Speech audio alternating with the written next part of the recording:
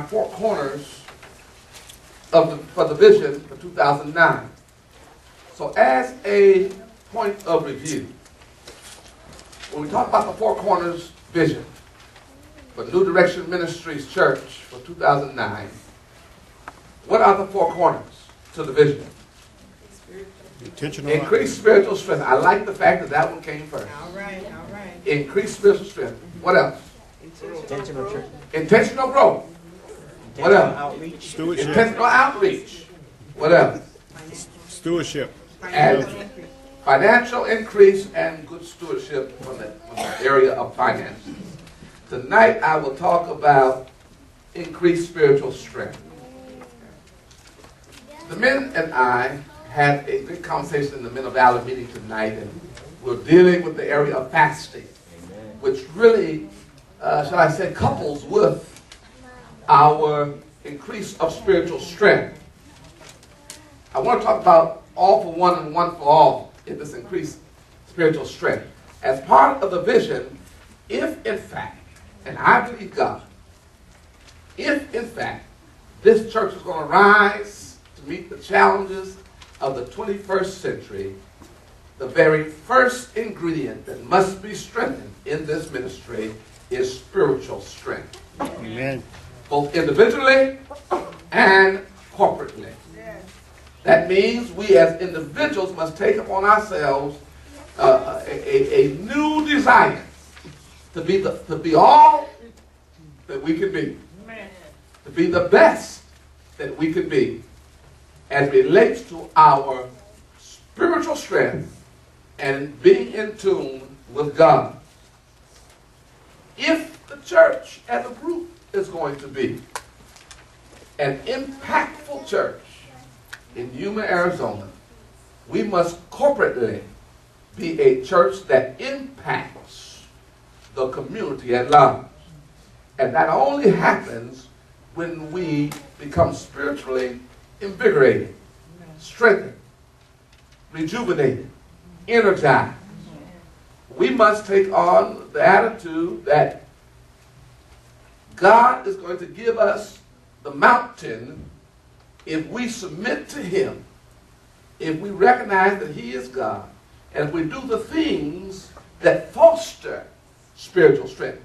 We can have all the programs in the world. We can have all the ministries in the world. We can have all kinds of little doodads that excite folk. But if there's no spirituality in it, then God is not getting any glory. Amen. And God is not pleased. Not only that, but we will not be strong enough to really overcome the obstacles of the day. Because all we will become is another social club and a gathering of people. So let's talk about increased spiritual strength. Talked about fasting. Let me deal with that momentarily, and then we'll come back to it perhaps. Let me talk about fasting a little bit here. Fasting, number one, is not a biblical phenomenon or only came on the scene through biblical writers. Fasting is not segregated to just one religious group or culture.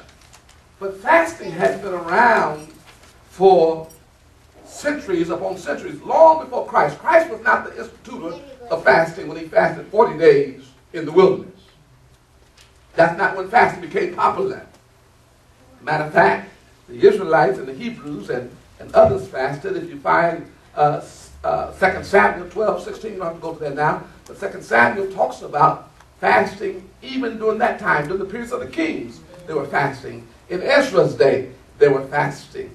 So you find out that when Jesus fasted in Matthew, you find that the fasting was already around and people were already fasting. I was reading an account how back during that era and that dispensation, people fasted 2 days a week.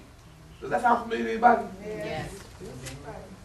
In our church organization for years, there was what they call fast days. And that was Tuesday and Friday. That the saints of God would fast up at least until around 6 o'clock that evening or after 4 o'clock or somewhere around that time. And they wouldn't eat or drink for those 2 days from sunup until the evening time. Nowadays, we have very few fast days and almost every feast day. Amen. Amen. I don't fast like I used to. And I got to go back to fast. I was just thinking about this as I was preparing these thoughts. I was thinking about, Lord, I got to get back to my fast days. I remember times when I used to fast and I'm working every day on a secular job and fasting for 7 days at a time just because I wanted to be close to God, because I wanted my spirit man to be fed. And I would sometimes go to work and everybody else would be eating. I'd be somewhere in the corner reading my New Testament. And I'd just be sitting there and they'd look at me like I was strange. Nowadays, folks don't look at you like you're strange. They say, come join us. And we run to the table. Why is fasting important to our spiritual strength? Why does fasting help increase our spiritual strength? Well, first of all, let's define fasting for a moment here.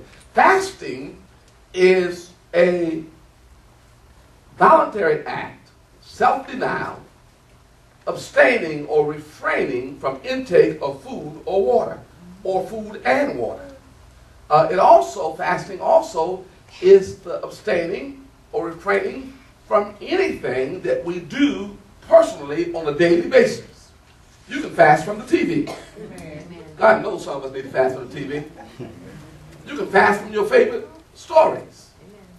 You can fast from if you're into certain sports. Well, for the next 2 weeks, I'm not going to play no ball. I'm not going to play golf. Because I'm fasting. Now, that's a type of fast. But for the sake of our discussion tonight, the fast we're referring to is the abstaining from food, from intake. Why do I fast? Well, first of all, let's remember and understand that fasting without prayer is not the kind of fasting that puts us in touch with God. Because prayer is the conduit, it's the channel, it's the lifeline. And fasting is saying to God, I'm serious about this now, God. Because fasting says, flesh, you're lusting after that hamburger, you're lusting after that Whopper, you're lusting after Golden Corral. Flesh, you're lusting after IHOP, you're lusting after Burger King and Wendy's. Flesh, you're lusting after it, you want it, I know you want it, but I dare you.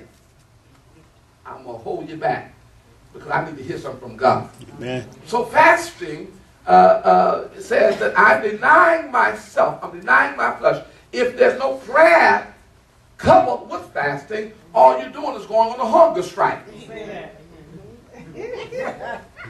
And there's some folk in the church that will fast for a day. That's about as long as we fast nowadays. Some folk can't fast a day. Y'all might as well say amen. If you don't say, Pastor, stop talking about me. Yeah. Some folk can't fast for a day. Matter of fact, the only fast that some of us do is when we go to sleep at night, and when we get up in the morning, we break the fast with breakfast. That's the end of our fast time. We can fast for about 6 hours from the time we go to sleep till we get up in the morning. I've been fasting all night. Well, it don't take nothing to fast all night. You haven't done nothing. But fasting involves prayer, consecration, meditation. Fasting requires some private time. Somebody say private time. Private time. With God. If you're going to be effective in your fast, then you must learn how to pray. Did I talk about learning how to pray here? The effective prayer? You need to, if you're going to fast, you need to learn how to pray, because you don't want to just go without food. I'm denying myself, but it's still cussing. I'm denying myself, but you're still fussing. I'm denying myself, but you're still doing everything else you were doing. I'm denying myself, but you're still talking about going to slap the black off somebody. You got to get in the spirit of fasting. And see, so the first thing you must do that should precede your fast is a spirit of forgiveness, humility, humbleness. You can't fast on your high horse. You got to come down off your high horse.